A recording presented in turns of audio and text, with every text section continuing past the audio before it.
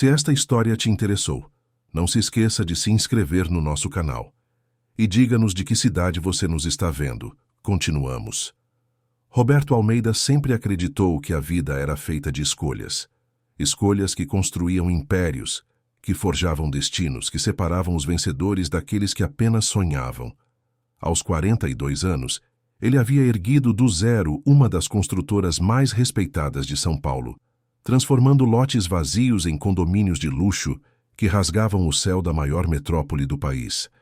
Seu nome era sinônimo de sucesso nos corredores espelhados da Avenida Paulista, onde homens de terno italiano discutiam contratos milionários, enquanto o trânsito caótico lá embaixo parecia pertencer a outro mundo. Mas naquela manhã de terça-feira, enquanto o sol ainda lutava para atravessar a névoa cinzenta que cobria a Marginal Pinheiros, Roberto percebeu que algumas escolhas não eram suas. O sedã importado deslizava pela pista molhada quando ele pisou no freio para evitar um caminhão que mudara bruscamente de faixa. Nada aconteceu. O pedal afundou até o fim, macio como manteiga, inútil como um grito no vácuo. O coração de Roberto disparou. Ele puxou o freio de mão. Nada. Virou o volante com força, tentando desviar. O carro não obedeceu. Era como se a máquina tivesse vontade própria, e essa vontade fosse apenas uma: seguir em frente, direto contra a mureta de concreto que separava as pistas. O impacto foi brutal. O metal gemeu, o vidro explodiu em 1000 pedaços, e Roberto sentiu o corpo ser arremessado contra o cinto de segurança com uma força que expulsou todo o ar dos pulmões. A cabeça bateu contra algo duro. Então, apenas escuridão. Quando a consciência começou a retornar, Roberto não sabia dizer quanto tempo havia passado. Podiam ser horas, dias, semanas. O mundo era apenas sensações fragmentadas, o cheiro antisséptico de hospital, o bip constante de monitores, vozes abafadas que pareciam vir de muito longe. Ele tentou abrir os olhos, mas as pálpebras pesavam como chumbo. Tentou mover os dedos, mas o corpo não respondia. Era como estar preso dentro de uma armadura invisível, consciente de tudo ao redor, mas completamente incapaz de reagir. O pânico veio primeiro, uma onda gelada que percorreu cada centímetro de seu ser aprisionado. Ele estava vivo, podia pensar, podia ouvir, mas não conseguia se comunicar. Era um pesadelo silencioso, uma tortura que nenhum homem deveria experimentar. Então, aos poucos, começou a distinguir as vozes ao redor. Uma enfermeira comentava sobre a estabilidade dos sinais vitais. Um médico mencionava algo sobre trauma craniano e período de observação. E então, uma voz que ele conhecia bem demais, a voz de Camila, sua esposa. Eles haviam se casado há apenas 8 meses, em uma cerimônia discreta no Jardim Europa, testemunhada por poucos amigos próximos e pela pequena Júlia, a filha de 7 anos que Roberto tivera com sua primeira esposa, falecida 5 anos antes, em decorrência de uma doença que consumira toda a família de dor. Camila era 15 anos mais nova, loira, elegante, com aquele jeito de andar que fazia os garçons dos melhores restaurantes de São Paulo se curvarem instintivamente. Ela havia entrado em sua vida como uma brisa fresca depois de anos de luto, prometendo recomeços e sorrisos que Roberto pensava ter esquecido. Mas agora, ouvindo-a falar ao telefone a poucos metros de sua cama no CTI, Roberto sentia o coração se despedaçar de um jeito que nenhum acidente poderia causar. A voz dela era fria, calculista, desprovida de qualquer emoção que pudesse sugerir preocupação ou amor. Camila discutia valores de seguro de vida com alguém do outro lado da linha. Mencionava documentos, procurações, transferências de patrimônio. Falava sobre prazos e procedimentos necessários caso ele não acordasse. E então, com uma naturalidade que cortou Roberto como uma navalha afiada, ela disse algo que jamais esqueceria. Aquela menina vai ser um problema. A filha dele. Precisamos pensar em como resolver isso depois. Ela não pode herdar nada, você entende? Tudo tem que ficar comigo, com a gente. Roberto quis gritar, quis se levantar e arrancar aquele telefone da mão dela. Mas seu corpo continuava imóvel, traindo-o no momento em que mais precisava reagir. Camila riu baixinho, um som amargo e venenoso. Ela mencionou que Júlia era apenas uma criança mimada que vivia grudada naquela babá, que nem sentiria falta do pai se ele partisse. As palavras eram pedras atiradas contra o peito de Roberto, cada uma deixando uma marca profunda e dolorida.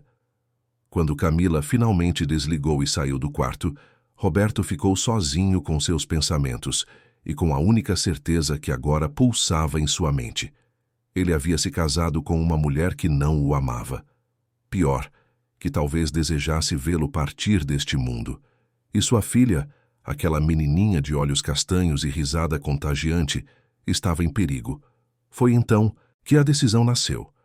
Se ele revelasse agora que estava consciente, Camila mudaria de tática. Ela era inteligente, meticulosa. Encontraria outra forma de executar seus planos. Mas se Roberto continuasse fingindo estar inconsciente, teria tempo. Tempo para descobrir até onde ia a traição, quem mais estava envolvido e como proteger Júlia de tudo aquilo. Nos dias seguintes, Roberto aprendeu a arte do silêncio forçado. Quando os médicos vinham examiná-lo, ele mantinha os olhos fechados, a respiração regular, os músculos completamente relaxados. Era uma tortura psicológica aguentar os testes de reflexo, as agulhas, os estímulos dolorosos, sem poder reagir. Mas ele aguentava. Tinha que aguentar. Foi o Dr. Henrique Campos, o médico que acompanhava Roberto há anos e que conhecia o caráter íntegro do empresário, quem primeiro percebeu algo estranho. Durante um exame de rotina, quando estavam sozinhos no quarto, Henrique notou uma pequena alteração na respiração de Roberto, um padrão sutil que não combinava com alguém verdadeiramente inconsciente. Ele se inclinou e sussurrou bem baixo, quase inaudível.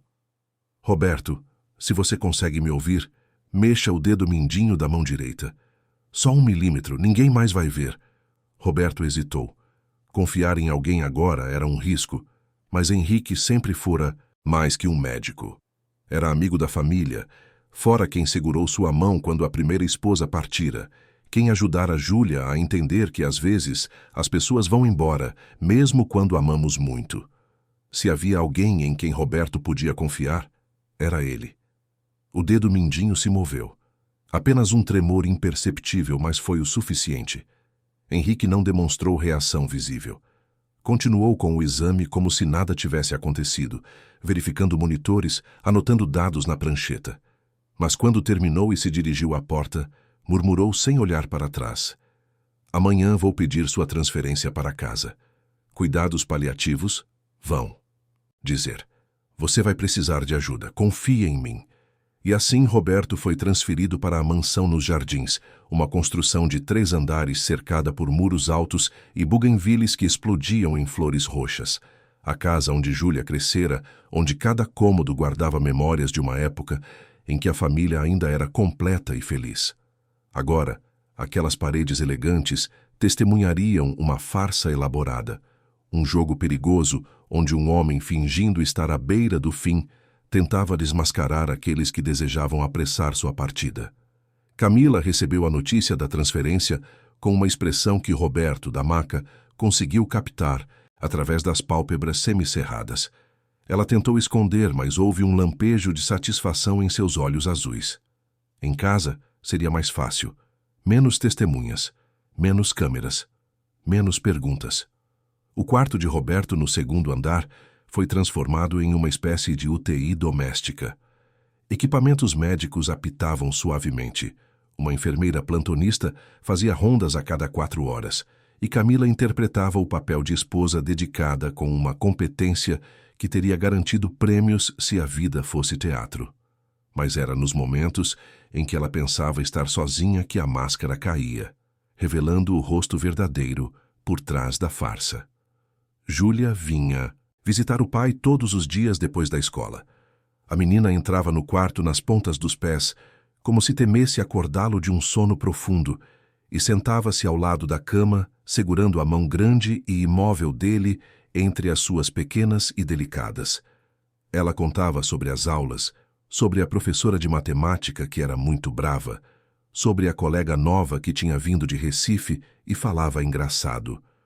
Contava também sobre a saudade que sentia da mãe verdadeira, aquela que partira quando Júlia tinha apenas 2 anos, e cuja lembrança agora era mais uma sensação vaga de carinho do que uma imagem concreta. Roberto ouvia cada palavra com o coração apertado. Queria tanto abraçá-la, dizer que estava ali, que tudo ficaria bem, mas não podia. Ainda não. Quem sempre acompanhava Júlia nessas visitas era Marina, a babá. Na verdade, ela era muito mais que isso. Marina estava com a família havia 5 anos, desde pouco antes da primeira esposa de Roberto partir. Tinha 32 anos, cabelos castanhos presos em um coque prático e um jeito sereno de se mover que trazia uma paz instantânea para qualquer ambiente. Ela não era responsável pela limpeza da casa, isso ficava a cargo de outras funcionárias. O trabalho de Marina era cuidar de Júlia, e ela fazia isso com uma dedicação que ia muito além do profissional.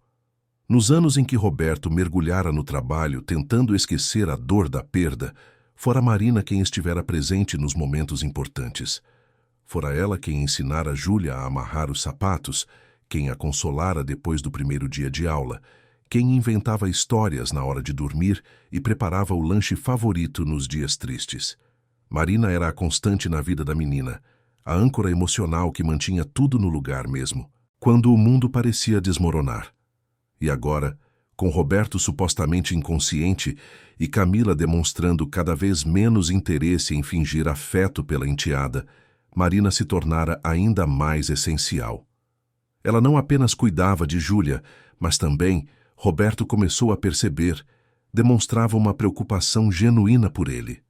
Todas as manhãs, antes de levar Júlia para a escola, Marina entrava no quarto e verificava se ele estava confortável.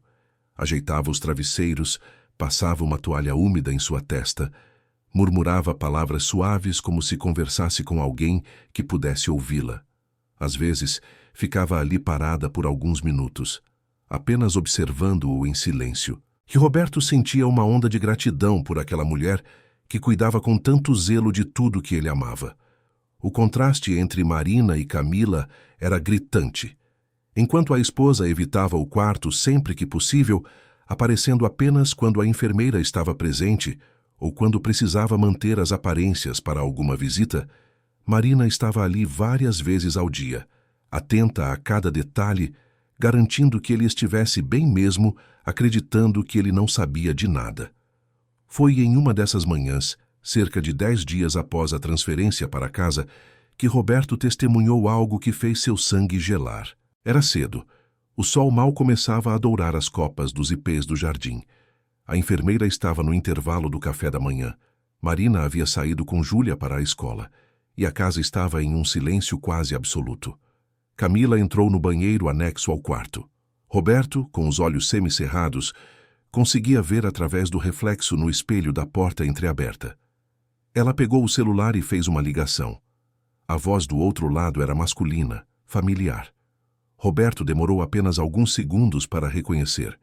Eduardo Tavares, seu sócio na construtora, o homem com quem dividia escritório havia mais de uma década, com quem construíra projetos e compartilhara sonhos. A conversa era técnica, direta e absolutamente aterradora. Camila confirmava detalhes sobre o acidente.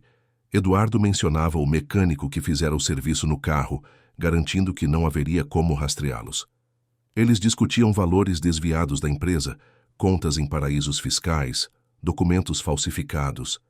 E então, com uma naturalidade que fez o estômago de Roberto revirar, começaram a planejar o próximo passo. Ele não pode acordar, dizia Camila. Se acordar, tudo vai por água abaixo. Precisamos garantir que isso não aconteça. O médico disse que o estado é estável demais.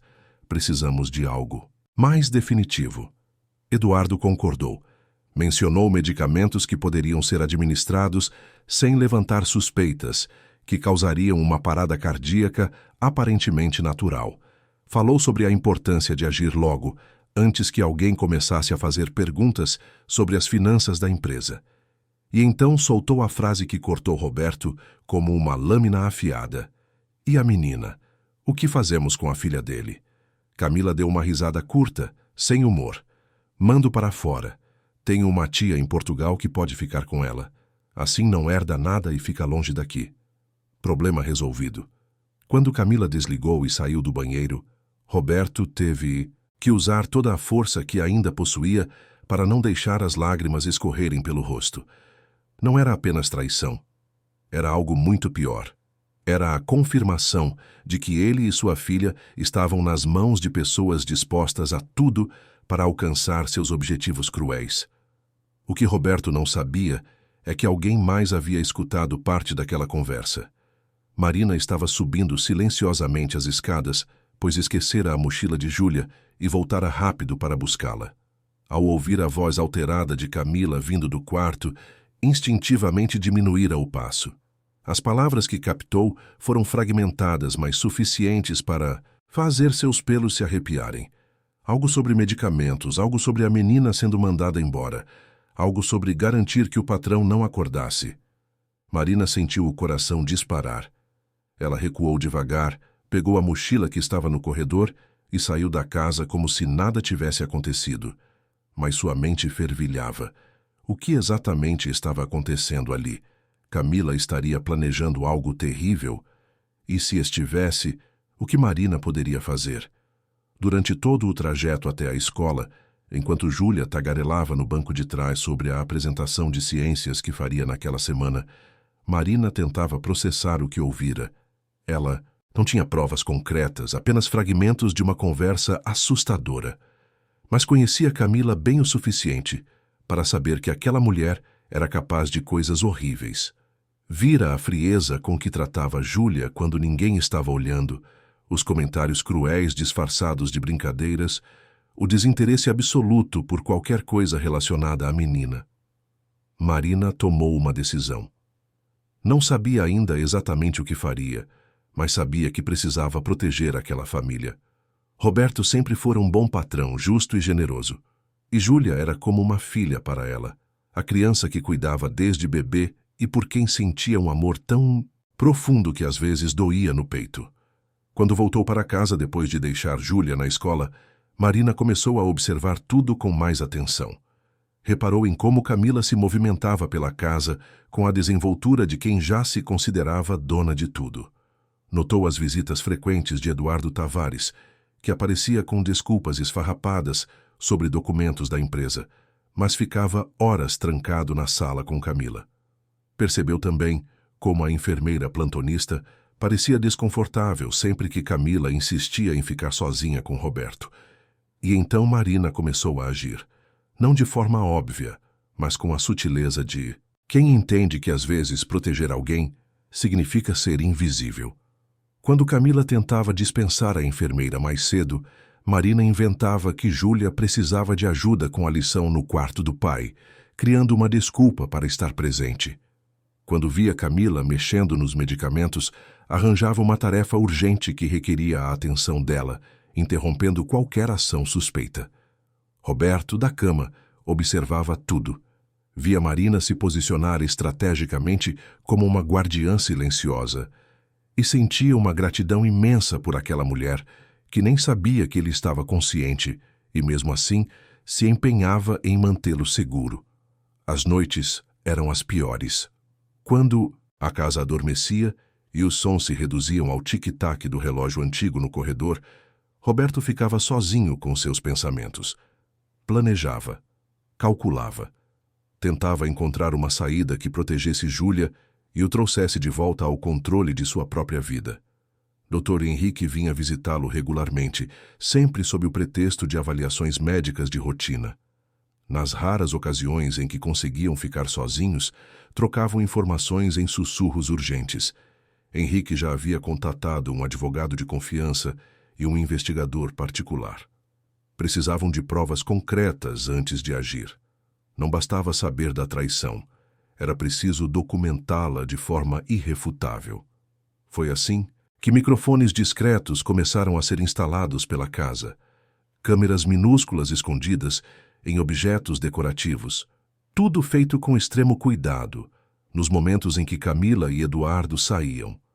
O investigador, um ex-policial chamado Mário, que conhecia todas as artimanhas do submundo criminal de São Paulo, trabalhou rápido e em silêncio. Enquanto isso, Roberto continuava sua atuação. Fingia espasmos ocasionais que deixavam Camila tensa, como se temesse que ele estivesse prestes a despertar.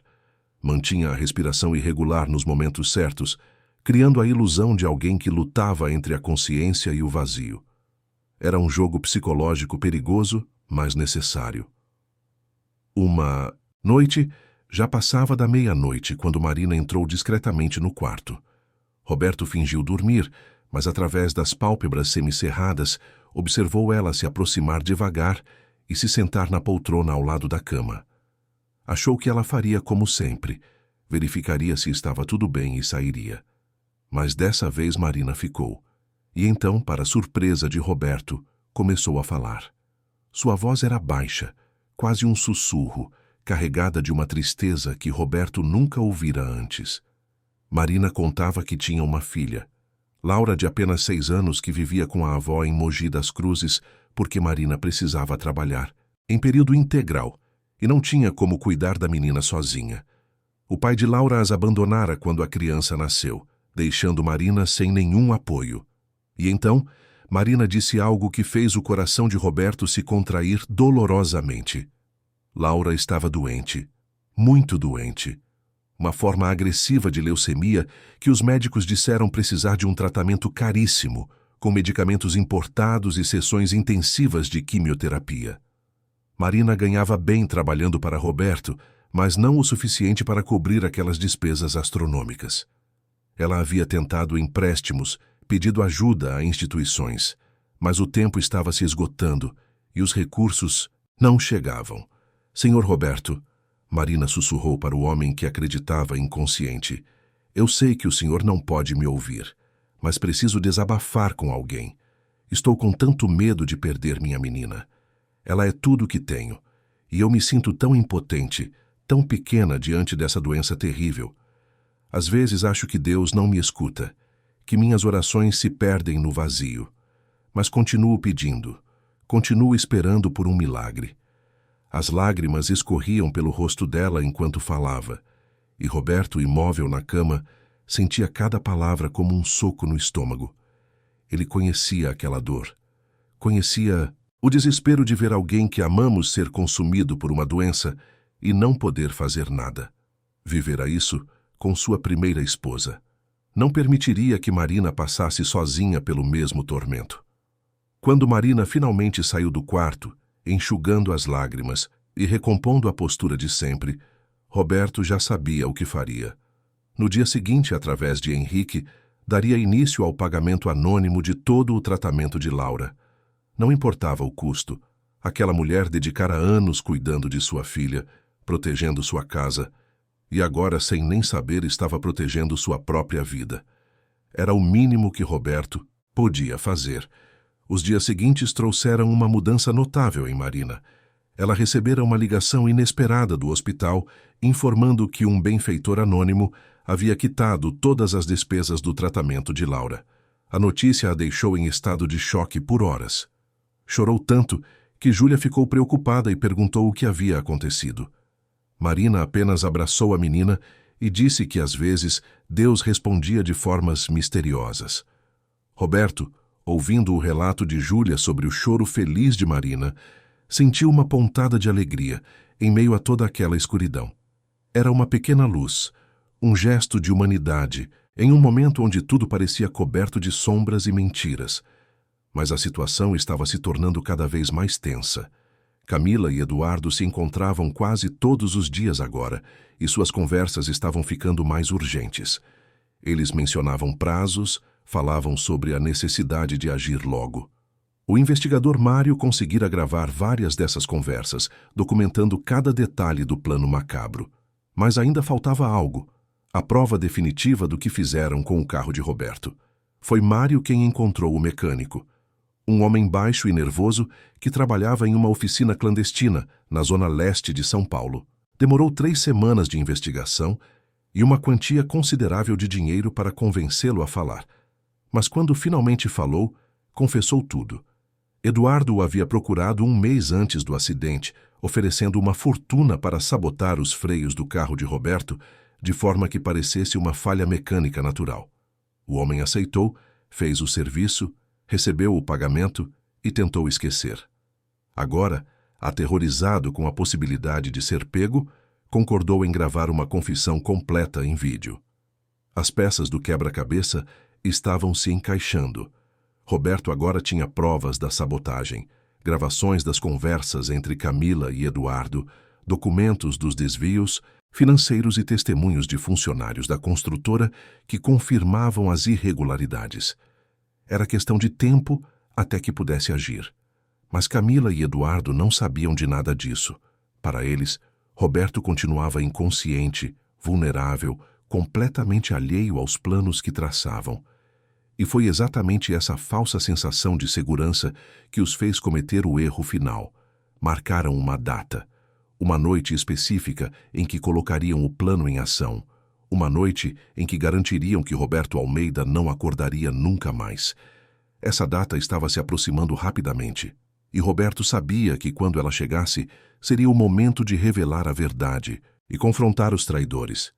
Mas até lá precisava continuar fingindo. Precisava ser paciente. Precisava confiar que Marina, Henrique, Mário e todos aqueles que agora trabalhavam secretamente ao seu lado conseguiriam mantê-lo vivo até que a justiça pudesse ser feita.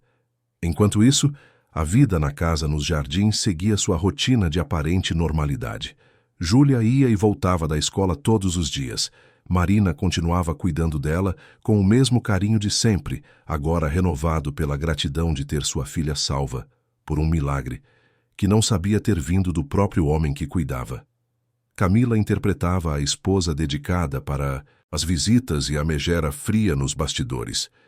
E Roberto permanecia ali, deitado naquela cama, imóvel e silencioso, enquanto sua mente trabalhava incansavelmente, planejando o momento em que finalmente se levantaria e reclamaria de volta tudo que era seu.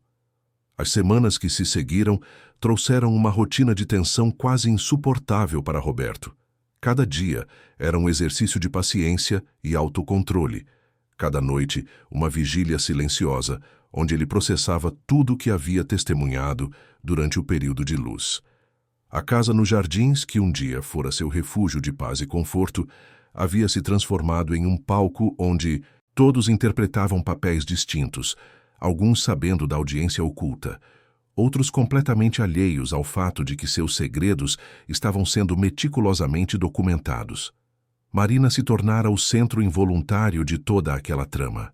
Sem saber que Roberto estava consciente, ela continuava suas visitas diárias ao quarto dele, verificando cada detalhe com um cuidado que ia além do profissional. Havia algo em seus gestos que Roberto começara a notar com mais intensidade. A forma como ela ajeitava o cobertor, mesmo quando não era necessário, como passava a mão suavemente pelos cabelos dele enquanto murmurava palavras de conforto, como seus olhos se enchiam de preocupação genuína toda vez que os monitores emitiam algum som diferente. Era um contraste absoluto com Camila. A esposa aparecia no quarto apenas quando estritamente necessário, sempre com uma expressão de impaciência mal disfarçada, como se a própria presença de Roberto ali fosse um inconveniente a ser tolerado. Ela havia parado de fingir afeto até mesmo para as visitas. Agora simplesmente dizia que estava emocionalmente esgotada, que precisava de tempo para processar a tragédia, e as pessoas entendiam. Afinal, quem poderia culpar uma jovem esposa por não suportar ver o marido naquele estado? Mas Roberto via, ouvia, entendia cada nuance daquela farsa miserável, e a cada dia que passava, sua determinação de desmascarar aqueles traidores se fortalecia. Foi em uma tarde de quinta-feira, quando o céu de São Paulo estava carregado com nuvens pesadas que ameaçavam tempestade, que algo mudou.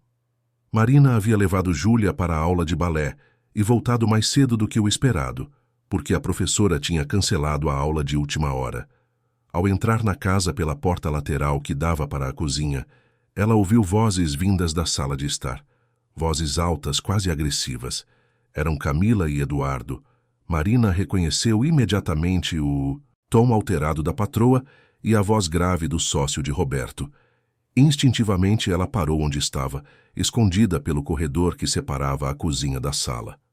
Não tinha intenção de espionar, mas as palavras que chegaram até ela fizeram seu sangue gelar. Já passou tempo demais, dizia Eduardo com irritação. Cada dia que ele fica ali é mais um dia de risco para nós. Os auditores estão começando a fazer perguntas sobre os valores que movimentamos. Precisamos agir logo, Camila. Camila respondeu com uma voz fria que Marina conhecia bem. Eu sei disso, mas não podemos ser óbvios. O médico, dele, aquele Henrique, está sempre por perto. Qualquer coisa estranha e ele vai desconfiar. Precisamos de uma oportunidade onde não haja testemunhas. Uma oportunidade que pode não vir nunca, retrucou Eduardo. Enquanto isso, estou tendo que cobrir rastros, pagar gente para ficar quieta, inventar desculpas para os clientes da construtora. Isso não pode continuar indefinidamente. Houve um silêncio pesado. Então, Camila disse algo que fez Marina segurar a respiração. Na próxima terça-feira, a enfermeira plantonista tem folga. Será só eu e aquela babá idiota aqui em casa. Posso inventar algum motivo para mandar a Marina sair com a menina. Dou um jeito de ficar sozinha com ele algumas horas. É tempo suficiente. Eduardo concordou. E a menina? Insiste ele. Quando vamos resolver isso? Depois, respondeu Camila com naturalidade assustadora. Primeiro resolvemos ele. Depois eu cuido da criança. Tenho tudo planejado.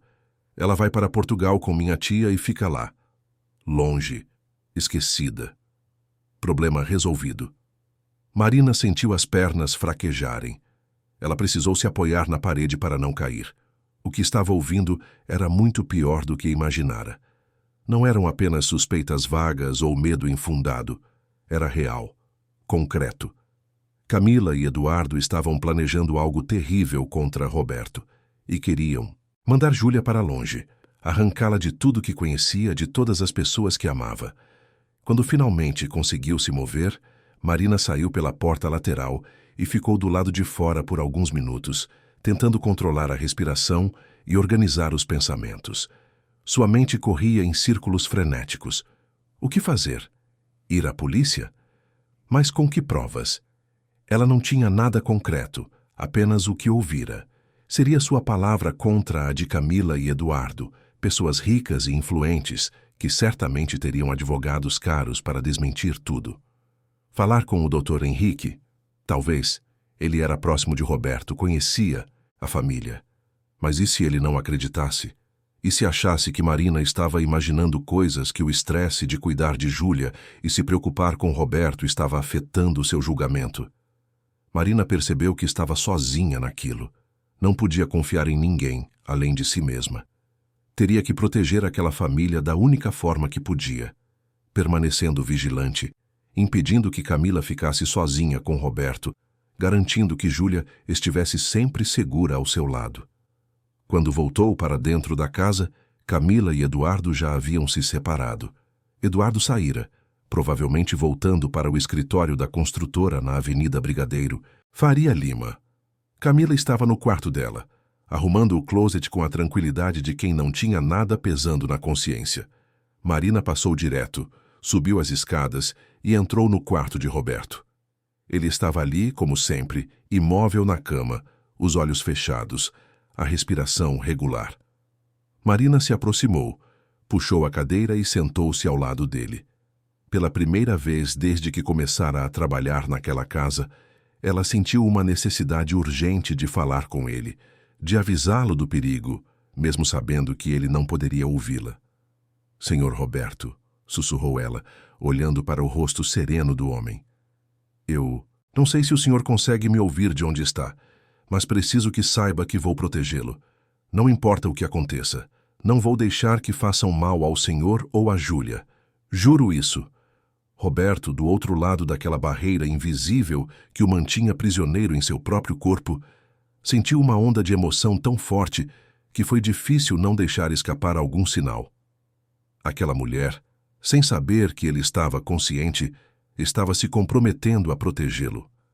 Marina nem sabia que ele já sabia de tudo, que já tinha um plano em andamento, que já estava trabalhando com Henrique e Mário para reunir provas. E mesmo assim ela estava ali, oferecendo sua lealdade incondicional. Nos dias que se seguiram, Marina se tornou uma sombra constante. Ela inventava desculpas para estar sempre por perto quando Camila estava em casa. Oferecia-se para levar bandejas de comida, para verificar os equipamentos médicos, para trocar os lençóis da cama de Roberto. Qualquer coisa que justificasse sua presença no quarto. Camila começou a ficar irritada com aquela atenção excessiva, mas não podia reclamar abertamente, sem levantar suspeitas. Eduardo visitava a casa com frequência crescente. Ele e Camila se trancavam na biblioteca ou no escritório do primeiro andar, conversando em voz baixa sobre coisas que Marina não conseguia mais ouvir. Mas não precisava. Já sabia o suficiente. Já entendia que algo terrível estava sendo planejado para a terça-feira seguinte. Enquanto isso, o tratamento de Laura estava progredindo maravilhosamente. Marina recebia ligações semanais da mãe, que morava com a neta em Mogi das Cruzes, contando sobre as melhorias. A menina estava respondendo bem à quimioterapia, os médicos estavam otimistas. Havia esperança real de cura. Cada vez que Marina desligava uma dessas ligações, ela chorava de alívio e gratidão. Não sabia quem era o benfeitor anônimo, mas rezava por ele todas as noites, pedindo que Deus o abençoasse 1000 vezes por ter salvado sua filha. Roberto ouvia essas conversas telefônicas quando Marina as fazia do quarto, sem perceber que ele estava consciente. Cada palavra sobre a recuperação de Laura era um bálsamo em seu coração atormentado. Pelo menos nisso, ele havia conseguido fazer diferença. Pelo menos uma criança inocente estava sendo salva em meio a toda aquela podridão. Dr. Henrique continuava suas visitas regulares. Ele e Roberto haviam desenvolvido um sistema de comunicação rudimentar, mas eficaz.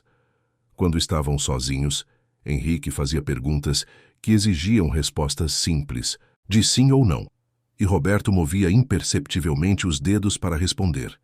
Assim conseguiam trocar informações essenciais sem levantar suspeitas. Foi durante uma dessas conversas silenciosas que Roberto sinalizou sobre a terça-feira. Henrique entendeu a urgência. Ele sabia, através do investigador Mário, que Camila e Eduardo estavam acelerando seus planos. As câmeras e microfones instalados pela casa continuavam capturando tudo, e o material estava sendo guardado em um cofre digital ultrasseguro, pronto para ser apresentado às autoridades no momento certo. Mas havia um problema. Eles precisavam pegar Camila e Eduardo em flagrante. Não bastava ter gravações de conversas. Era necessário um ato concreto, uma tentativa real de executar o plano macabro.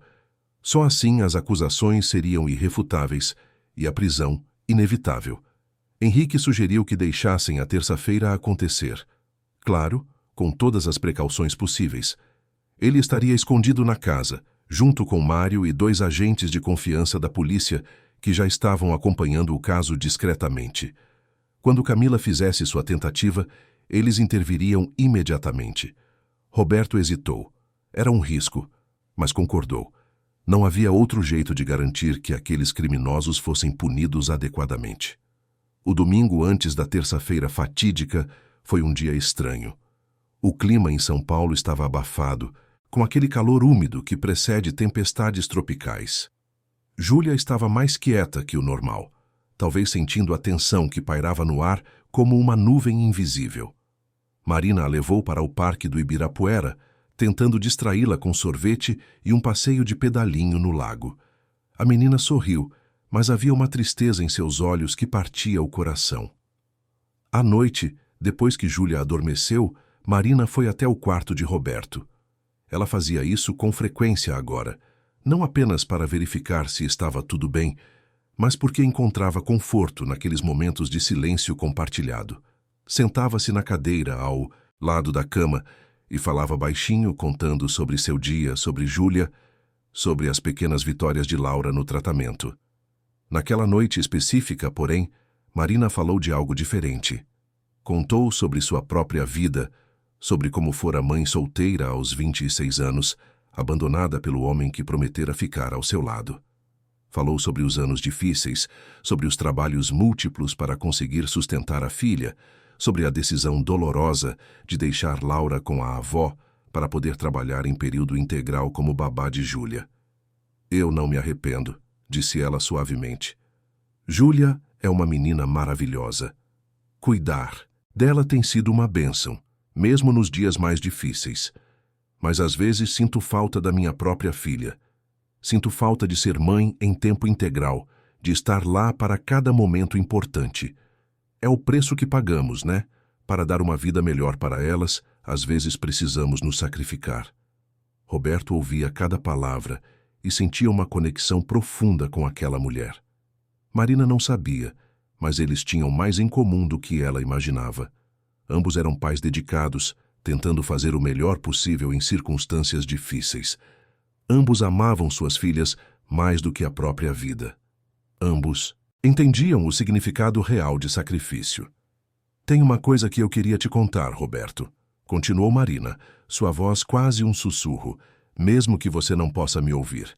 Eu acho que a Camila não é uma boa pessoa. Sei que não deveria falar mal da esposa do meu patrão, mas é a verdade.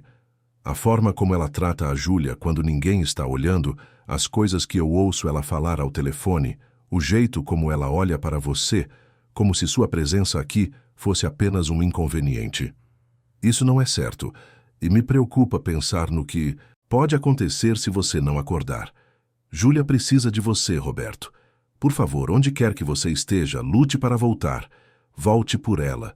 Volte por sua filha. As palavras de Marina ecoaram no silêncio do quarto. Roberto desejou desesperadamente poder se levantar naquele exato momento, abraçá-la, dizer que estava ali, que ouvia tudo, que voltaria sim e que garantiria que Júlia nunca ficaria nas mãos de Camila. Mas precisava esperar. Apenas mais 2 dias. Só mais 2 dias até terça-feira. Segunda-feira amanheceu com chuva. Uma daquelas chuvas fortes de São Paulo que transformam ruas em rios e fazem o trânsito parar completamente. Júlia não foi à escola, porque a diretora enviou uma mensagem avisando que as aulas estavam canceladas devido ao temporal. Marina ficou com ela em casa, fazendo atividades de desenho e assistindo filmes animados na sala de TV do 2º andar. Camila estava inquieta. Andava de um lado para outro, verificava o celular constantemente, falava ao telefone em voz baixa, trancada no escritório. Marina percebia cada movimento, cada gesto nervoso. A terça-feira estava chegando e a tensão era palpável. À tarde, quando a chuva finalmente diminuiu para uma garoa persistente, Eduardo apareceu. Ele e Camila se trancaram na biblioteca por mais de 1 hora. Marina, que estava ajudando Júlia com um quebra-cabeça no andar de cima, desceu discretamente e ficou próxima à porta fechada. As vozes lá dentro eram baixas, mas ela conseguiu captar algumas palavras. Amanhã. Definitivo. Sem volta. Acabar com isso. O coração de Marina disparou. Ela sabia que precisava fazer algo, mas o quê? Tudo o que tinha eram suspeitas e fragmentos de conversas. Não seria suficiente para convencer a polícia. Precisava de mais. Precisava de provas concretas. Quando Eduardo saiu da casa, Marina tomou uma decisão. Ela não sabia se estava fazendo a coisa certa, mas não podia simplesmente ficar parada esperando que algo terrível acontecesse. Esperou até Júlia adormecer à noite, certificou-se de que Camila estava em seu quarto e então desceu até o escritório. A porta estava destrancada. Marina entrou, fechou atrás de si e começou a procurar. Ela não sabia exatamente o que procurava. Documentos? Evidências? Qualquer coisa que pudesse usar para proteger Roberto e Júlia. Seus dedos tremiam enquanto abria gavetas e folheava papéis. Foi então que encontrou uma pasta escondida no fundo de uma das gavetas do arquivo. Dentro, havia documentos sobre seguros de vida, procurações, transferências de patrimônio e um papel manuscrito com anotações que fizeram o sangue de Marina gelar. Eram instruções detalhadas sobre medicamentos, dosagens, formas de administração. Ao lado, um cronograma. E lá, marcado com um círculo vermelho, terça-feira, 22 horas. Marina fotografou tudo com o celular. as mãos tremendo tanto que precisou de várias tentativas até conseguir imagens nítidas. Depois, recolocou tudo exatamente como estava e saiu do escritório o mais silenciosamente possível. Voltou para seu quarto e ficou acordada a noite inteira, olhando para as fotos no celular, tentando decidir o que fazer com aquela informação. Ela não sabia, mas naquele exato momento no quarto ao lado, Roberto também estava acordado. Os microfones instalados haviam capturado a conversa entre Camila e Eduardo. Henrique já fora alertado. Mário e os policiais estavam sendo posicionados. Tudo estava sendo preparado para a terça-feira. Mas havia algo que ninguém havia previsto. Marina tinha as próprias provas agora e estava determinada a usar qualquer meio necessário para proteger aquela família. Terça-feira amanheceu com um céu limpo e azul, como se a cidade estivesse lavada depois das chuvas fortes do dia anterior. Era um daqueles dias bonitos de outono paulistano, com temperatura agradável e uma leve brisa que trazia o cheiro de flores dos jardins vizinhos. Um dia perfeito. Um dia que escondia por trás de sua aparência tranquila o confronto final que estava prestes a acontecer. Marina acordou cedo, antes do amanhecer. Não conseguira dormir mais do que algumas horas nas últimas 2 noites. Preparou o café da manhã para Júlia, verificou a mochila da escola, garantiu que tudo estava em ordem. A menina percebeu que Marina estava estranha, mas não disse nada. Apenas deu um abraço mais apertado que o normal antes de entrar no carro. No trajeto até a escola, Marina tomou uma decisão. Não importava o que acontecesse naquele dia, ela garantiria que Júlia estivesse segura. Depois de deixar a menina na escola, ao invés de voltar direto para casa como sempre fazia, Marina pegou o celular e ligou para o número do Dr. Henrique que encontrara na agenda de contatos de Roberto. Quando Henrique atendeu, Marina não perdeu tempo. Disse quem era e que precisava falar com ele urgentemente sobre algo relacionado a Roberto e Camila. Henrique, que já estava ciente dos planos de Marina através das câmeras da casa, que registraram sua incursão ao escritório, pediu que ela se encontrasse com ele em uma cafeteria discreta na Vila Madalena. O encontro aconteceu 1 hora depois. Marina chegou nervosa, segurando a bolsa com força, os olhos arregalados de preocupação. Henrique estava sentado em uma mesa do canto, tomando café. Quando viu Marina se aproximar, fez um gesto para que se sentasse. Foi então que tudo mudou. Henrique olhou nos olhos dela e disse algo que Marina jamais esperaria ouvir. Eu sei que você está tentando proteger Roberto e Júlia, e preciso que saiba que não está sozinha nisso. Marina ficou confusa. Henrique então explicou com calma e em voz baixa que Roberto estava consciente há semanas, que tudo era um plano para desmascarar Camila e Eduardo, que eles tinham provas de tudo, e que naquela mesma noite, quando Camila tentasse executar seu plano, a polícia estaria lá para prendê-la em flagrante. Marina ficou em choque por vários minutos. Não conseguia processar aquela informação. Roberto estava consciente, o tempo todo, e ela não sabia. Mas então, todas aquelas conversas que tivera com ele, pensando que ele não ouvia nada, ele havia escutado tudo?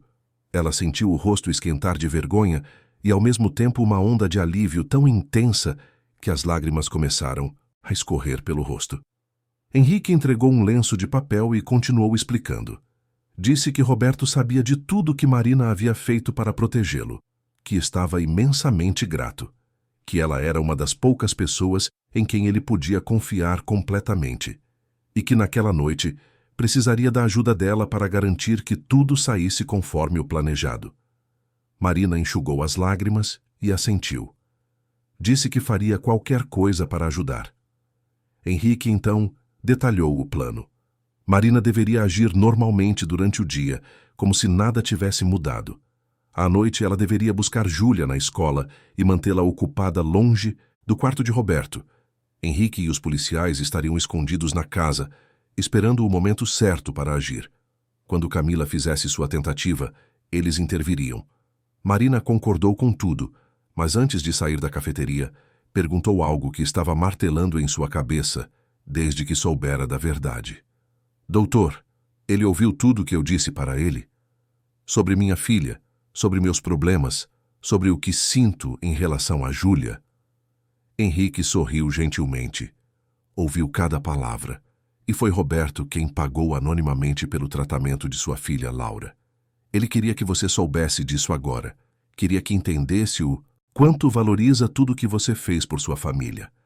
Marina não conseguiu segurar as lágrimas novamente. Era demais para processar de uma vez só. Roberto, aquele homem que ela cuidava acreditando estar inconsciente, tinha sido seu benfeitor anônimo. Tinha salvado Laura. Tinha feito o milagre pelo qual ela rezara todas as noites. E agora ela descobria que ele estava consciente o tempo todo, ouvindo cada palavra de gratidão que ela sussurrara ao seu lado. Quando voltou para casa, Marina estava transformada. Ainda trêmula com todas aquelas revelações, mas também determinada e mais forte do que nunca. Ela sabia agora que não estava sozinha naquela luta. Roberto estava consciente. Henrique estava ao lado deles. A justiça seria feita. Júlia estaria segura. E aquela noite, finalmente, a verdade viria à tona. A tarde de terça-feira arrastou-se com uma lentidão torturante. Cada minuto parecia durar uma eternidade. Cada hora era uma montanha a ser escalada. Marina cumpriu sua rotina com precisão mecânica. Buscou Júlia na escola, preparou o lanche favorito da menina, ajudou com a lição de casa de matemática, inventou uma brincadeira nova com massinha de modelar.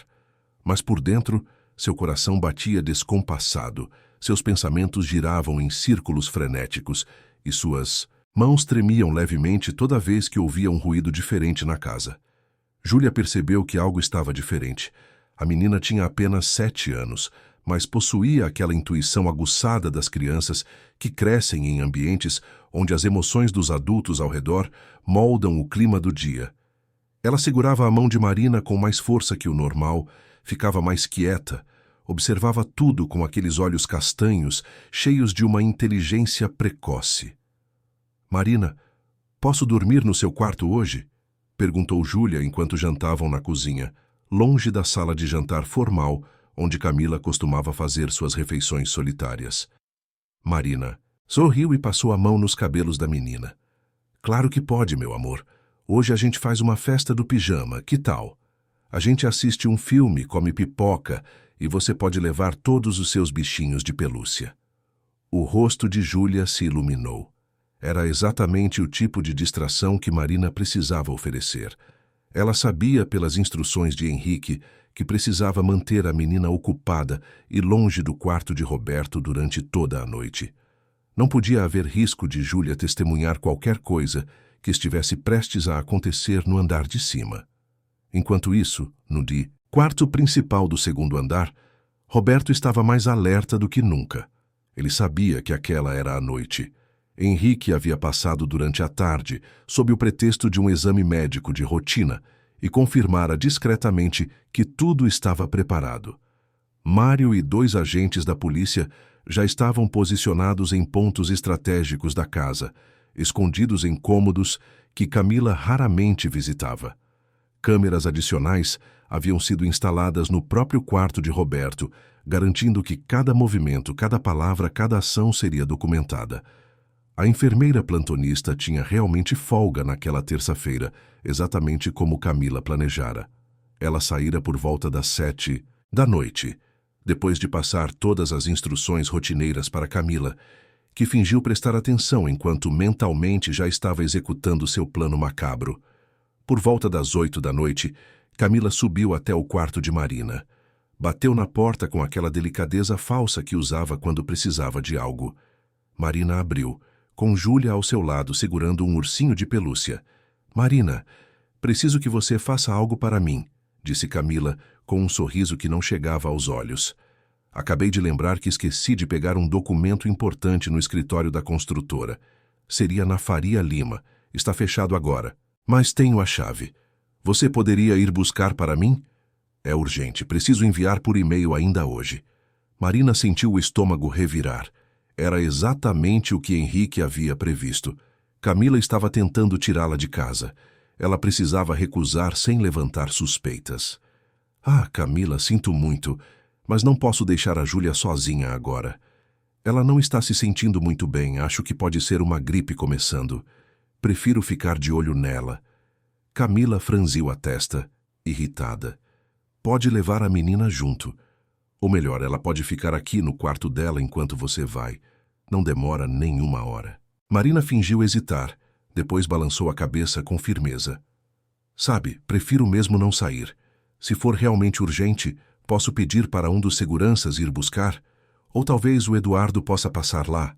A menção a Eduardo fez Camila ficar visivelmente tensa. Não precisa. Eu mesma vou. Apenas achei que poderia me fazer esse favor, já que pago seu salário. A farpa era clara, mas Marina não mordeu a isca. Apenas sorriu educadamente. Desculpe não poder ajudar desta vez, mas qualquer outra coisa que precisar é só chamar. Camila saiu do quarto batendo a porta com mais força que o necessário. Marina respirou fundo, aliviada por ter passado no primeiro teste. Olhou para Júlia, que a observava com curiosidade, e forçou um sorriso tranquilizador. Vem, vamos escolher o filme. Lá embaixo, Camila estava furiosa. Seu plano dependia de estar completamente sozinha na casa com Roberto. A presença de Marina complicava tudo. Ela pegou o celular e ligou para Eduardo. A conversa foi rápida e tensa. Eduardo sugeriu que esperassem outra oportunidade, mas Camila estava irredutível. Não podia esperar mais. Os auditores estavam fazendo perguntas cada vez mais direcionadas sobre os desvios financeiros. Era questão de dias, talvez horas, até que descobrissem tudo. Precisava agir naquela noite, com ou sem Marina fora da casa. Está bem, disse Eduardo finalmente, mas seja cuidadosa. Não pode deixar rastros. Camila desligou e ficou parada no meio da sala, pensando. Marina estava no terceiro andar com Júlia. O quarto de Roberto ficava no segundo andar, no outro extremo da casa. Se ela fosse silenciosa o suficiente, poderia entrar, fazer o que precisava fazer e sair sem que Marina percebesse. Era arriscado, mas não tinha escolha. Por volta das 10 da noite, quando a casa estava mergulhada em um silêncio quase absoluto, quebrado apenas pelo som distante de um filme de animação vindo do quarto de Marina, Camila começou a se preparar. Vestiu roupas escuras, presas o cabelo em um rabo de cavalo prático, calçou sapatilhas que não faziam barulho. De uma gaveta trancada em seu closet, retirou um pequeno frasco com líquido transparente. Era o medicamento que Eduardo conseguira através de contatos no mercado negro, algo que induziria uma parada cardíaca que pareceria natural em alguém já debilitado por um acidente. Ela saiu do quarto e caminhou pelo corredor escuro em direção ao quarto de Roberto. Cada passo era calculado, cada movimento preciso. Não, podia errar. Não dessa vez. O que Camila não sabia é que no exato momento em que colocou o pé fora de seu quarto, 3 pares de olhos a observavam através de monitores em pontos diferentes da casa. Henrique estava escondido na biblioteca do primeiro andar, Mário no escritório, e os 2 policiais em um quarto de hóspedes vazio. Todos conectados por fones de ouvido, todos prontos para agir. Roberto, na cama, ouviu a porta do quarto se abrir devagar. Através das pálpebras semicerradas, viu a silhueta de Camila entrar e fechar a porta atrás de si com cuidado. Ela se aproximou da cama, verificou os monitores para garantir que ele ainda estava inconsciente e então tirou o frasco do bolso. Foi nesse momento que Roberto tomou a decisão mais difícil de toda aquela farsa.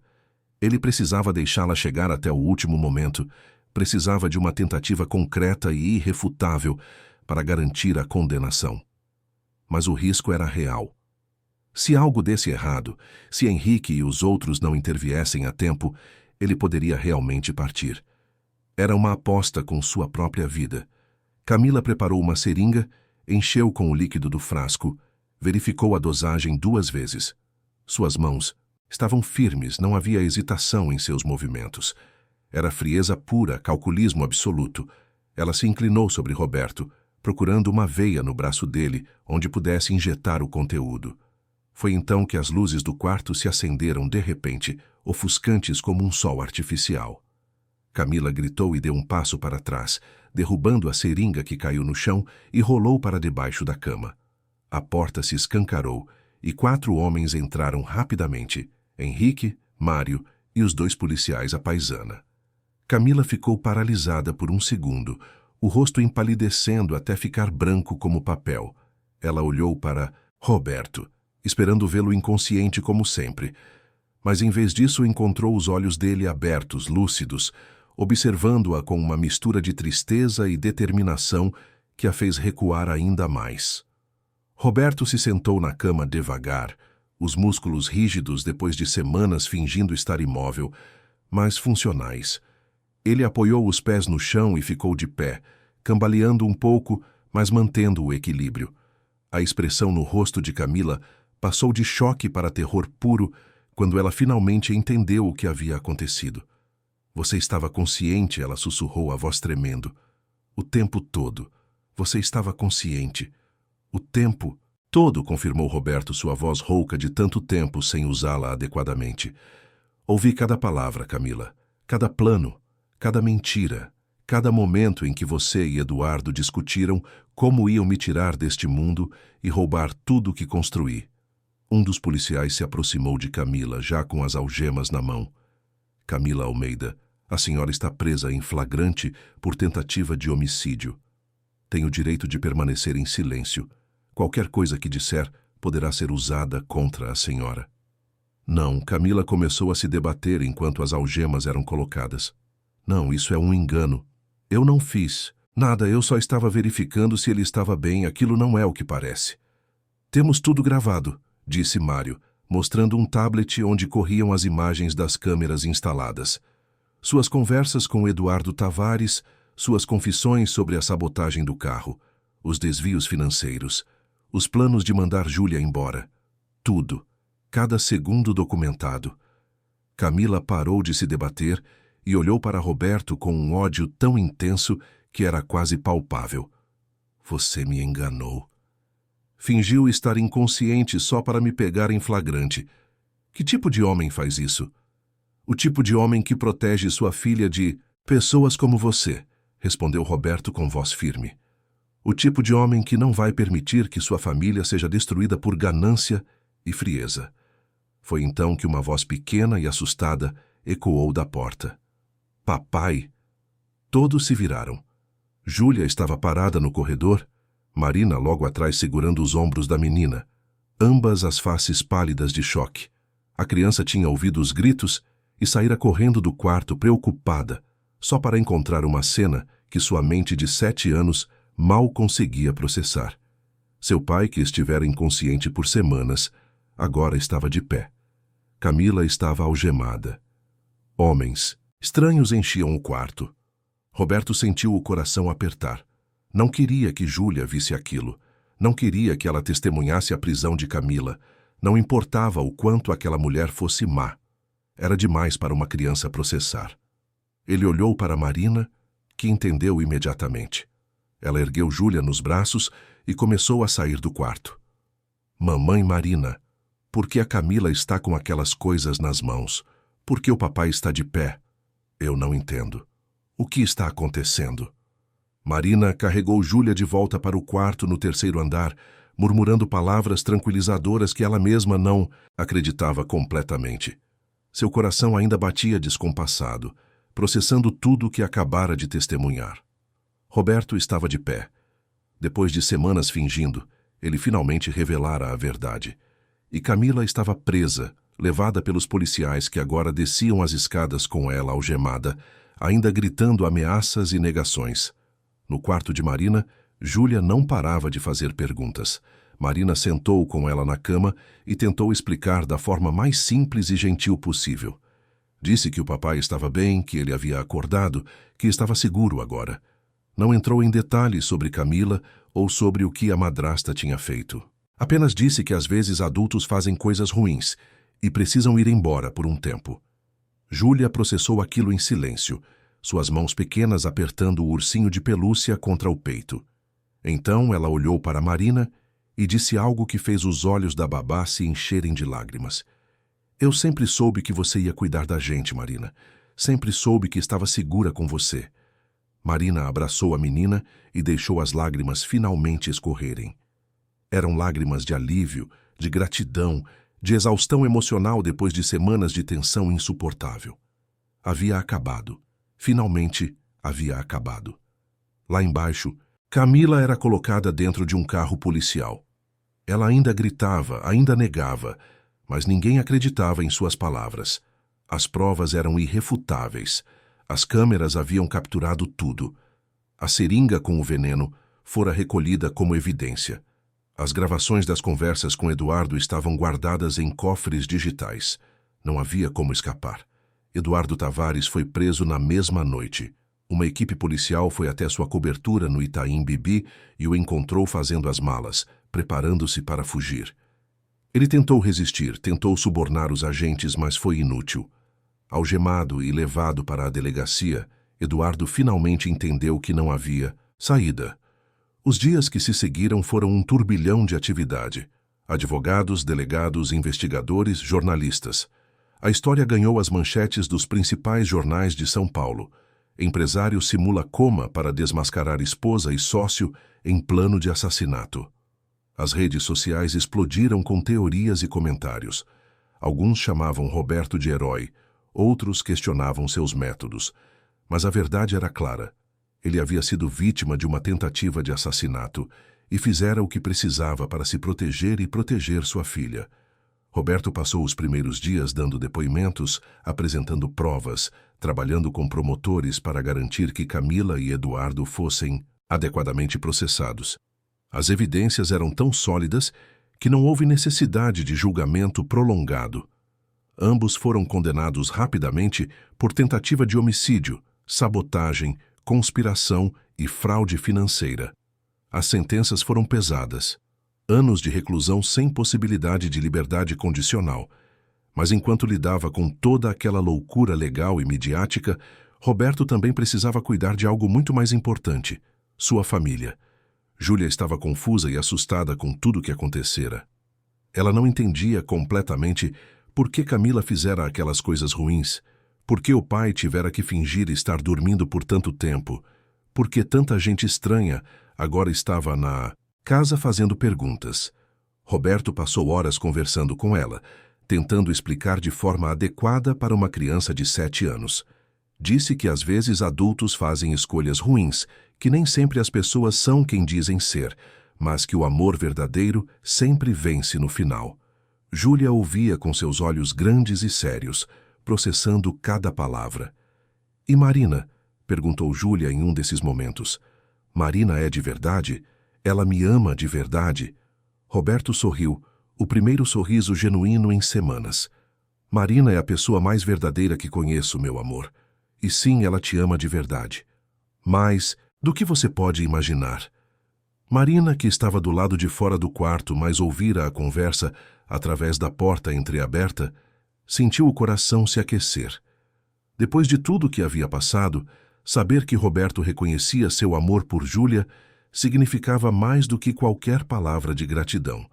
Foi alguns dias depois, quando a poeira começou finalmente a assentar, que Roberto e Marina tiveram sua primeira conversa real. Ela estava no jardim, regando as flores que começavam a murchar com o outono paulistano se aproximando. Roberto saiu da casa e caminhou até ela, ainda um pouco rígido pelos meses, de imobilidade forçada, mas recuperando a força a cada dia. "Marina", ele chamou suavemente. Ela se virou, os olhos ainda mostrando aquele leve constrangimento de quem sabia que todas as suas confissões haviam sido ouvidas. Roberto sorriu para tranquilizá-la. "Podemos conversar?" Eles se sentaram no banco de pedra sob a jabuticabeira que sombreava um canto do jardim. Por um momento ficaram em silêncio, ouvindo apenas o canto dos pássaros e o som distante do trânsito da cidade. Então Roberto começou a falar. Ele agradeceu por tudo que Marina fizera, por proteger Júlia quando ele não podia, por cuidar dele mesmo, acreditando que ele não sabia, por ter coragem de enfrentar Camila quando percebeu que havia perigo. Disse que ela era a razão pela qual Júlia crescera como uma criança feliz e amada, apesar de todas as tragédias que marcaram sua curta vida. Marina ouvia em silêncio, as lágrimas escorrendo suavemente pelo rosto. Então foi sua vez de falar. Ela confessou que cuidar de Júlia nunca fora apenas um trabalho. A menina havia se tornado como uma filha para ela, alguém por quem sentia um amor tão profundo quanto o que sentia por Laura. Disse que proteger aquela família havia sido instintivo, uma necessidade visceral que ia além de qualquer obrigação profissional. E o Senhor, ela sussurrou limpando as lágrimas, o Senhor foi o anjo que salvou minha Laura. Eu nunca vou ter como agradecer por isso, nunca vou esquecer o que fez por nós. Roberto balançou a cabeça. Foi o mínimo que podia fazer por alguém que dedica tanto amor à minha filha. Sua Laura merece ter todas as chances de crescer feliz e saudável. Assim como você merece não precisar escolher entre ser mãe e garantir o sustento de sua família. Eles ficaram ali sentados por muito tempo, conversando sobre tudo e nada. Sobre o futuro, sobre esperanças, sobre medos. E foi naquele momento, sob a sombra da jabuticabeira com o sol da tarde dourado, as folhas ao redor, que algo mudou entre eles. Não era mais apenas gratidão ou respeito. Era algo mais profundo, mais complexo. Uma conexão que havia sido forjada nas circunstâncias mais improváveis, mas que agora se revelava forte e verdadeira. Roberto percebeu que ao longo daquelas semanas em que fingia estar inconsciente, ouvindo Marina falar, observando seus gestos através das pálpebras semicerradas, testemunhando sua bondade e dedicação, algo havia crescido em seu coração. Um sentimento que ele pensava não poder mais experimentar depois da partida de sua primeira esposa. Um sentimento que o assustava pela intensidade, mas ao mesmo tempo o enchia de esperança. Marina sentia o mesmo, embora tentasse negar para si mesma. Como podia sentir algo assim por seu patrão? Como podia olhar para aquele homem que passara por tanto e sentir não apenas compaixão ou lealdade, mas algo muito mais profundo? Era errado? Era inadequado? Mas olhando nos olhos de Roberto naquela tarde dourada, Marina percebeu que talvez não fosse errado. Talvez fosse exatamente o que ambos precisavam depois de anos de dor e solidão. Talvez o amor verdadeiro realmente pudesse nascer das circunstâncias mais improváveis. Os meses que se seguiram à prisão de Camila e Eduardo trouxeram uma transformação profunda para a casa nos jardins.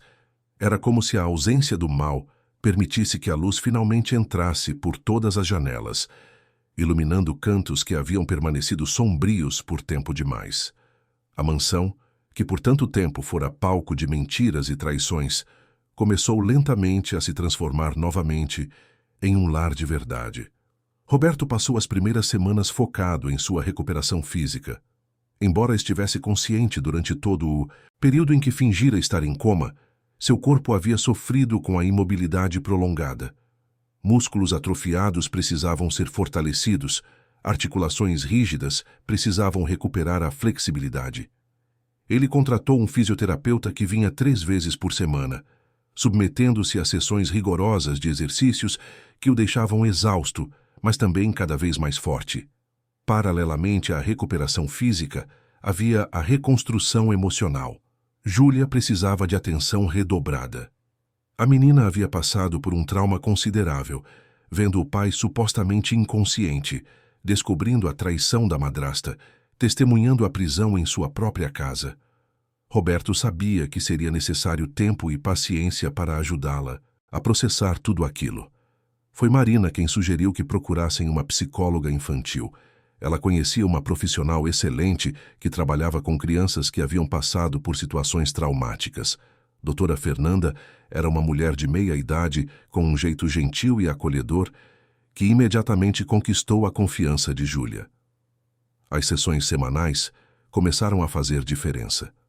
Aos poucos, a menina voltou a sorrir mais facilmente, a brincar com mais espontaneidade, a dormir sem os pesadelos que a atormentavam nas primeiras semanas, após aquela noite terrível. Roberto também passou a dar mais atenção à construtora. A empresa havia sofrido com os desvios financeiros de Eduardo, e seria necessário trabalho árduo para restaurar a saúde financeira do negócio. Ele promoveu funcionários leais a posições de liderança, contratou auditores independentes para mapear todos os danos causados e começou a implementar controles mais rígidos para evitar que algo similar pudesse acontecer novamente. Mas foi na vida pessoal que as maiores mudanças estavam acontecendo. A relação entre Roberto e Marina evoluía de forma natural e orgânica, sem pressa, mas com uma inevitabilidade que ambos sentiam, mas ainda não sabiam como nomear. Eles passavam horas conversando no jardim, depois que Júlia ia dormir, compartilhando histórias do passado, sonhos para o futuro, medos e esperanças. Roberto contava sobre seu primeiro casamento, sobre o amor que sentira por sua primeira esposa e como a partida dela o devastara. Marina falava sobre a maternidade solo, sobre as dificuldades de criar uma filha sozinha, sobre a solidão que a acompanhava mesmo quando estava rodeada de pessoas. Havia uma conexão profunda ali, forjada não apenas pela gratidão mútua, mas por um entendimento genuíno de quem o outro realmente era. Roberto admirava a força de Marina, sua dedicação inabalável, sua capacidade de amar incondicionalmente. Marina via em Roberto não o empresário bem-sucedido ou o homem rico, mas o pai dedicado, o homem íntegro que sacrificara seu próprio conforto para proteger aqueles que amava. Foi em um sábado de manhã, 3 meses após a prisão de Camila, que tudo mudou. Roberto havia convidado Marina para acompanhá-lo e Júlia em uma visita a Mogi das Cruzes. Era hora de conhecer Laura, a menina cuja vida ele salvara anonimamente. Marina estava nervosa durante toda a viagem, as mãos tremendo levemente enquanto dirigiam pela rodovia Ayrton Senna em direção ao interior. A casa da mãe de Marina era simples, mas acolhedora, com um jardim cheio de flores e uma varanda onde um balanço de madeira rangeu suavemente com a brisa. Quando chegaram, uma menininha de 6 anos com cabelos castanhos claros e olhos verdes brilhantes correu para fora gritando: "Mamãe! Mamãe chegou!"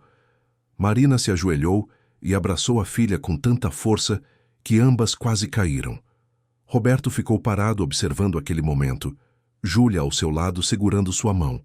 A cena era tão pura, tão cheia de amor genuíno, que ele sentiu os olhos arderem com lágrimas não derramadas. Laura estava visivelmente melhor. Seu rosto ainda mostrava os sinais do tratamento, a pele pálida e o corpo magro demais para sua idade. Mas havia vida em seus olhos, energia em seus movimentos. O tratamento estava funcionando. Os médicos eram otimistas. Havia esperança real de cura completa. Após as apresentações iniciais, as 2 meninas se retiraram para brincar no jardim sob o olhar atento da avó. Roberto e Marina ficaram na varanda, observando Júlia e Laura correrem entre as flores, suas risadas ecoando no ar fresco da manhã. Era uma cena tão perfeita que parecia quase irreal. "Marina", disse Roberto suavemente. Ela se virou para encará-lo. "Eu quero que você saiba que o que fiz por Laura não foi apenas gratidão pelo que você fez por Júlia. Foi porque eu vi em você uma mulher extraordinária, uma mãe devotada, uma pessoa que merece toda a felicidade do mundo. E eu quero estar presente para essa felicidade. Quero fazer parte dela, se você me permitir." Marina sentiu o coração disparar. Ela sabia o que aquelas palavras significavam, mas tinha medo de presumir, medo de estar interpretando errado. "Roberto, eu não sei o que dizer. Eu sou apenas a babá. Você é meu patrão. As pessoas vão falar, vão julgar." Roberto balançou a cabeça e pegou a mão dela entre as suas. "Você nunca foi apenas a babá, Marina. Você é a mulher que salvou minha família, que protegeu minha filha quando eu não podia, que me mostrou que o amor verdadeiro existe mesmo nos lugares mais improváveis. E eu não me importo com o que as pessoas vão falar. Só me importo com o que sentimos. E eu sei o que sinto por você." Marina fechou os olhos, deixando as lágrimas escorrerem livremente. "Eu também sinto", sussurrou ela. "Deus me ajude. Mas eu também sinto. Só tenho medo de que seja cedo demais, de que você ainda esteja processando tudo o que aconteceu com Camila." Roberto apertou suavemente a mão dela. "Camila nunca foi o que você é para mim. Aquele casamento foi um erro desde o início. Eu estava tentando preencher um vazio com a pessoa errada. Mas você, Marina, você preenche esse vazio de uma forma que eu nem sabia ser possível. Foi ali, naquela varanda simples em Mogi das Cruzes, com o som das risadas das meninas ao fundo e o cheiro de flores no ar, que Roberto e Marina selaram com um beijo suave o início de algo novo. Não era apenas romance ou paixão, era a promessa de construir algo sólido e verdadeiro, baseado em respeito mútuo, admiração genuína e um amor que havia crescido nas circunstâncias mais improváveis. Os meses seguintes foram de ajustes e descobertas. Roberto e Marina decidiram ir devagar por respeito a Júlia e Laura, por respeito ao próprio relacionamento que merecia tempo para se desenvolver adequadamente. Marina continuou morando em seu quarto na casa dos Jardins, mas agora havia jantares em família, passeios nos finais de semana, conversas longas à noite na sala depois que Júlia dormia. Laura passou a visitar São Paulo com mais frequência, ficando semanas inteiras na casa. Ela e Júlia se tornaram inseparáveis, como irmãs que o destino separara no nascimento, mas finalmente reunira. Brincavam juntas, dividiam segredos, criavam mundos inteiros de faz de conta no jardim da mansão. Roberto observava aquelas duas meninas e via nelas o futuro que desejava construir. Uma família unida, amorosa, onde todas as feridas do passado pudessem finalmente cicatrizar. O tratamento de Laura progredia excepcionalmente bem. Em 6 meses, ela entrou em remissão completa. Os médicos celebraram aquilo como um sucesso notável, um dos casos mais bem-sucedidos de combate à leucemia infantil que haviam testemunhado. Marina chorava de alegria toda vez que recebia um novo resultado positivo, e Roberto estava sempre ali para abraçá-la, para compartilhar aquela felicidade, para agradecer junto com ela por aquele milagre. Foi em uma noite estrelada de dezembro, quando São Paulo experimentava uma daquelas raras noites frescas de verão, que Roberto tomou a decisão que vinha amadurecendo em seu coração há meses. Ele havia planejado tudo cuidadosamente com a ajuda de Júlia, que estava mais animada do que ele nunca a vira. Marina foi convidada para um jantar especial no jardim. Quando desceu e viu a decoração, ficou sem palavras. Luzes de Natal estavam penduradas nas árvores, criando um céu artificial de estrelas douradas. Uma mesa estava preparada com toalha branca, velas acesas, flores frescas. Júlia apareceu usando um vestido novo, segurando uma cesta de pétalas de rosas. "O que é tudo isso?" Marina perguntou, confusa, mas sorrindo. Roberto se aproximou, elegante em um terno escuro, e pegou a mão dela. "Marina, nos últimos meses você transformou minha vida de formas que eu nem sei expressar em palavras. Você me mostrou que é possível recomeçar, que é possível amar novamente, que é possível construir uma família verdadeira, baseada em honestidade e respeito. Você é a mãe que Júlia sempre precisou, a companheira que eu sempre desejei, a mulher que eu quero ao meu lado pelo resto da vida." Ele se ajoelhou, tirando uma caixinha de veludo do bolso. Marina levou as mãos à boca, os olhos arregalados. Júlia começou a espalhar pétalas ao redor deles, rindo de pura alegria. "Marina Santos, você aceita se casar comigo? Aceita construir comigo uma família onde nossas filhas possam crescer como irmãs? Aceita me dar a honra de ser meu amor verdadeiro?" Marina não conseguiu falar por vários segundos. As lágrimas escorriam pelo rosto enquanto ela olhava para Roberto, ajoelhado para Júlia espalhando pétalas, para a casa iluminada ao fundo. Era tudo o que ela sempre sonhara, mas nunca ousara acreditar possível. "Sim", ela finalmente sussurrou. "Sim, eu aceito." O beijo que se seguiu foi testemunhado apenas pelas estrelas, pelas luzes douradas nas árvores, e por uma menininha de 7 anos que pulava de alegria, sabendo que finalmente sua família estava completa. O casamento aconteceu 6 meses depois, em uma cerimônia íntima no jardim da casa. Apenas amigos próximos e família estavam presentes. Dr. Henrique foi o padrinho de Roberto, emocionando-se durante todo o discurso, onde relembrou não apenas aquele período difícil da farsa, mas também a transformação que testemunhara em seu amigo. A mãe de Marina veio de Mogi das Cruzes trazendo Laura, que estava linda, em um vestido de dama de honra cor-de-rosa, combinando com o de Júlia. Marina desceu o corredor de flores do braço da mãe, radiante em um vestido simples mas elegante, os cabelos soltos emoldurando o rosto. Roberto esperava no pequeno altar improvisado sob a jabuticabeira, o mesmo lugar onde meses antes haviam tido aquela conversa transformadora.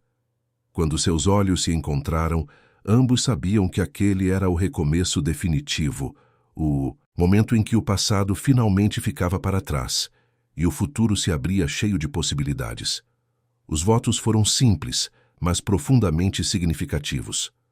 Roberto prometeu ser o marido que Marina merecia, o pai que Laura precisava, o homem que honraria cada dia aquela segunda chance que a vida lhes dera. Marina prometeu amar, respeitar e caminhar ao lado de Roberto em todos os momentos, nas alegrias e nas dificuldades, construindo juntos o lar que ambos sempre desejaram.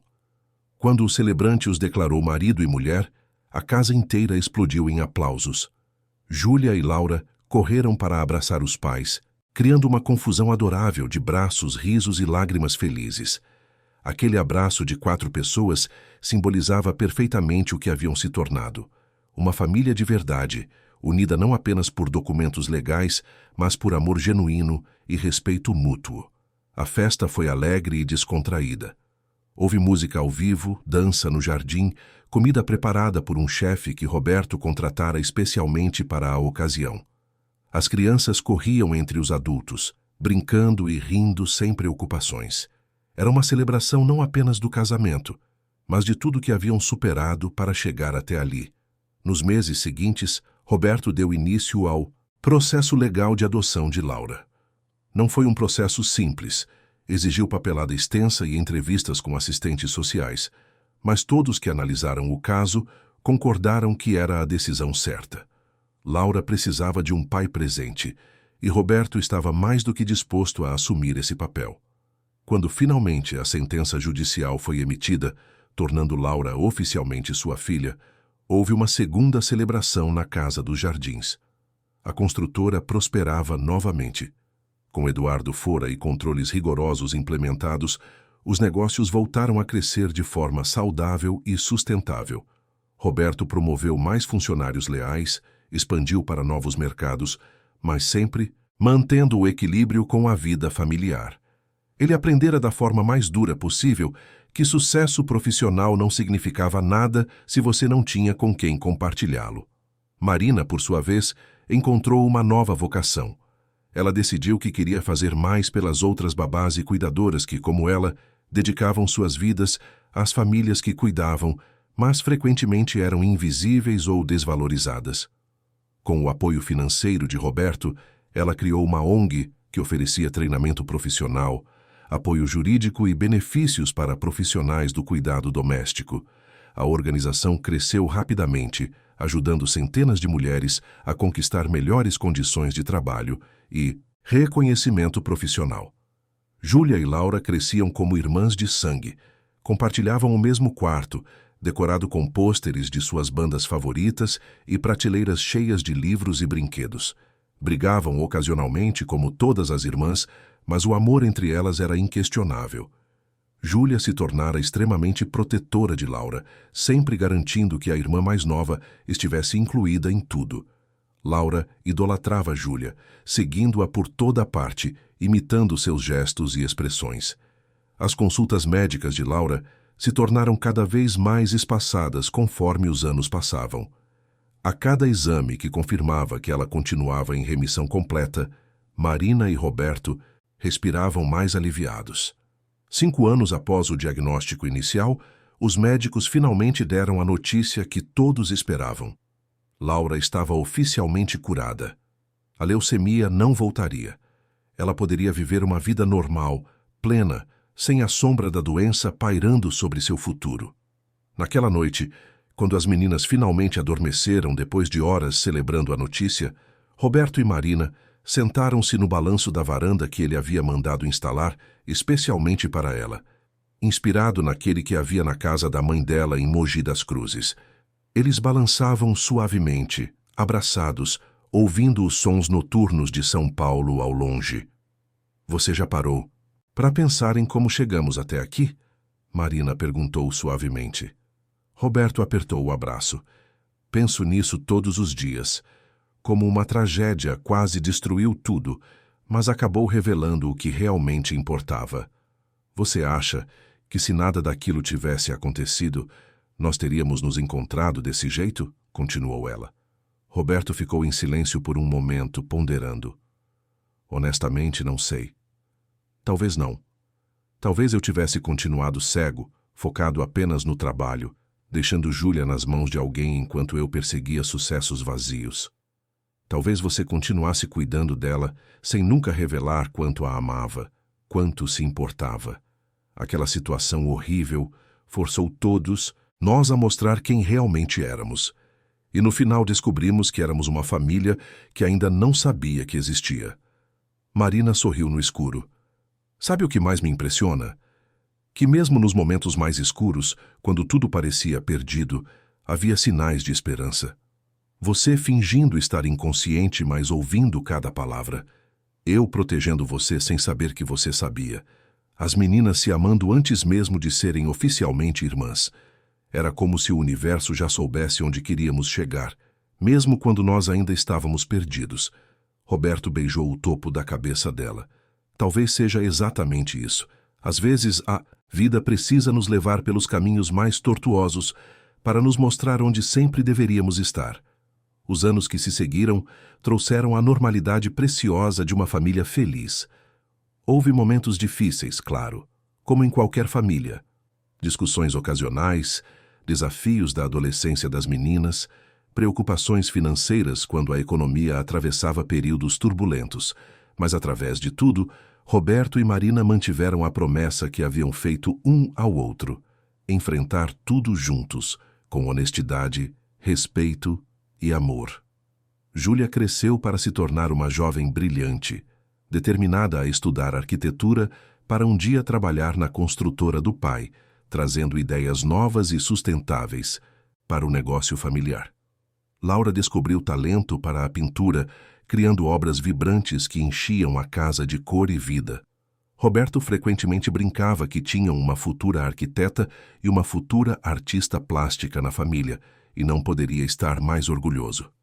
Camila e Eduardo permaneceram presos, cumprindo suas longas sentenças. Roberto nunca os visitou, nunca manteve qualquer contato. Aquele capítulo da vida estava definitivamente fechado, lacrado, arquivado.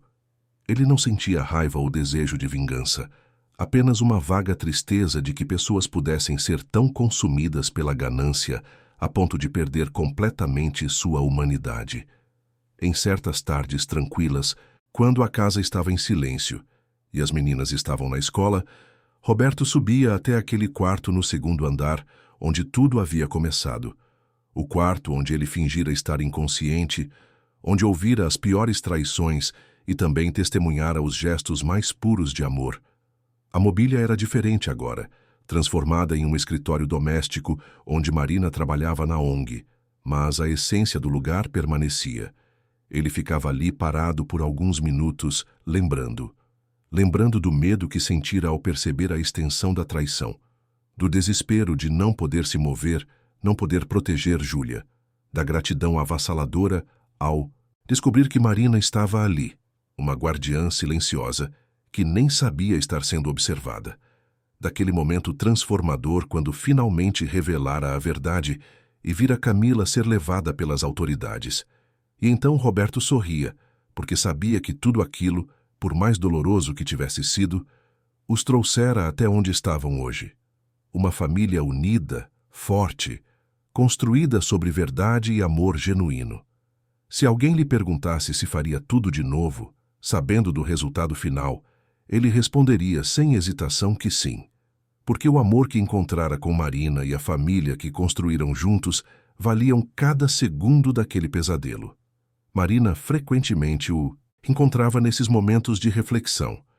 Ela subia silenciosamente, abraçava-o por trás e ficavam ali juntos, sem precisar de palavras. Ela entendia. Ela também pensava frequentemente em como tudo poderia ter terminado diferente, como uma única decisão diferente, um único momento de hesitação, E talvez eles nunca tivessem chegado até ali.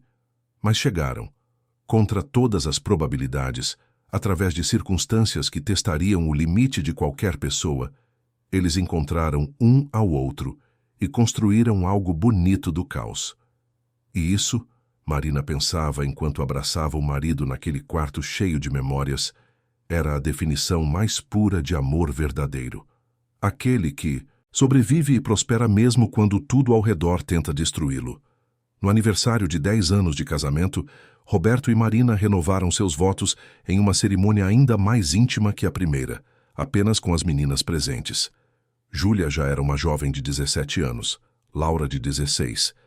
Ambas testemunharam os pais reafirmarem suas promessas com lágrimas de felicidade escorrendo pelos rostos. Depois da cerimônia, sentados todos os quatro no jardim, sob aquela mesma jabuticabeira que havia testemunhado tantos momentos importantes, Júlia perguntou algo que vinha pensando havia tempos. Pai, você se arrepende de ter fingido estar inconsciente por tanto tempo? Não foi muito difícil? Roberto pensou antes de responder. Foi a coisa mais difícil que já fiz na vida, mas também foi o que salvou nossa família. Se eu tivesse acordado imediatamente, Camila teria encontrado outra forma. O que fiz nos deu tempo para reunir provas para garantir que vocês estariam protegidas.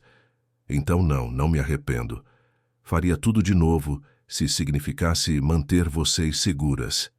E você, Marina? Laura perguntou à mãe. Você sabia que estava se apaixonando pelo papai quando ainda achava que ele estava inconsciente? Marina riu suavemente, um leve rubor colorindo suas bochechas. Acho que... sabia, sim. Talvez não conscientemente, mas meu coração já entendia que ele era especial. Que cuidar dele não era apenas trabalho, era algo mais profundo. Quando descobri que ele estava consciente o tempo todo, fiquei mortificada pensando em todas as coisas que havia dito.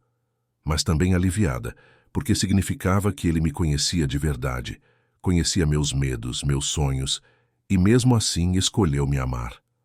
As meninas suspiraram romanticamente, aquele suspiro exagerado de adolescentes que ainda acreditavam em contos de fadas. E tinham razão em acreditar, porque a história de seus pais era prova de que às vezes contos de fadas realmente acontecem. Só que na vida real, eles vêm disfarçados de tragédia antes de revelarem seu final feliz. Naquela noite, depois que Júlia e Laura se recolheram para seus quartos, Roberto e Marina ficaram acordados até tarde, conversando sobre tudo e nada como costumavam fazer. Falaram sobre o futuro, sobre quando as meninas fossem para a universidade e a casa ficasse mais silenciosa, sobre viajar juntos, conhecer lugares novos, criar novas memórias, sobre envelhecer lado a lado, de mãos dadas, enfrentando o que quer que a vida trouxesse. E enquanto as luzes de São Paulo piscavam ao longe, aquela família encontrada nas circunstâncias mais improváveis dormia em paz, sabendo que estavam exatamente onde deveriam estar. Juntos, seguros, amados, porque no final, o amor verdadeiro não é aquele que nunca enfrenta desafios. É aquele que enfrenta os piores desafios possíveis e emerge do outro lado não apenas intacto, mas ainda mais forte. Fim da história. Queridos ouvintes, esperamos que a história de Roberto e Marina tenha tocado o seu coração. Se você se emocionou com essa jornada de superação, traição desmascarada e amor encontrado nos lugares mais improváveis, deixe seu like, inscreva-se no canal e conte nos comentários qual momento mais te marcou. Foi quando Roberto decidiu fingir estar inconsciente, quando Marina descobriu os planos sinistros de Camila, ou quando finalmente o amor verdadeiro triunfou sobre toda a escuridão. Todos os dias trazemos histórias intensas como essa, que revelam o lado mais profundo da alma humana e nos lembram que mesmo nas situações mais desesperadoras, sempre há esperança para aqueles que permanecem fiéis a si mesmos. Te esperamos no próximo episódio com uma nova história que vai emocionar, surpreender e fazer você acreditar que finais felizes são possíveis mesmo quando tudo parece perdido.